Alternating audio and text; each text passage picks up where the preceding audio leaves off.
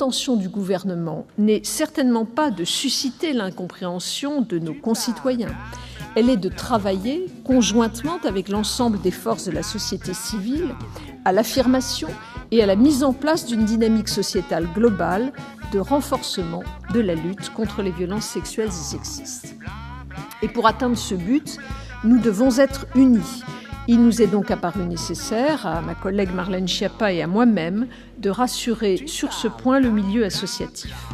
Votre commission des lois a proposé de supprimer cette disposition relative à l'atteinte sexuelle avec pénétration du projet de loi.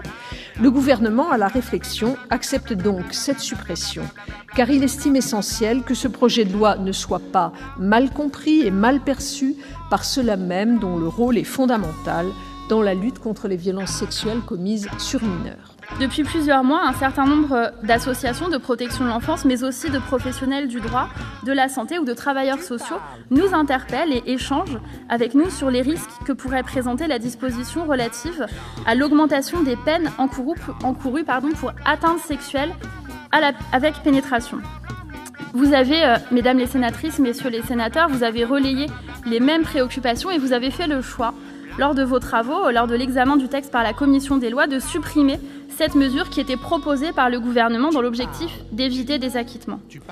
Eh bien, je suis heureuse de vous annoncer que, fidèle à l'esprit de concertation qui nous a animés tout au long de l'élaboration de notre projet de loi, nous avons écouté, nous avons entendu ces inquiétudes, nous avons pris en compte les réserves exprimées, y compris par les sénatrices et les sénateurs, et parce que nous ne voulions pas brouiller le message que porte notre texte, le gouvernement a donc fait le choix de ne pas réintroduire cette disposition lors de cette première lecture au Sénat, et nous ne le ferons pas non plus à l'occasion des prochaines discussions de ce texte. Nous suivons donc les avis que vous avez souhaité rendre et les dispositions que vous avez souhaité prendre dans la commission des lois du Sénat.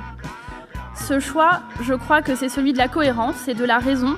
Nous voulons toutes et tous mieux protéger tous les enfants et nous ne voulons pas prendre le risque, aussi infime soit-il, d'envoyer un mauvais message aux agresseurs ou d'exposer ne serait-ce qu'une seule victime à la possibilité d'une déqualification du crime qu'elle aurait subi. Nous pensions que cette disposition était utile. Nous écoutons, nous vous écoutons et le gouvernement choisit donc, la garde des Sceaux et moi-même, nous choisissons donc de nous en remettre à la sagesse de votre Assemblée.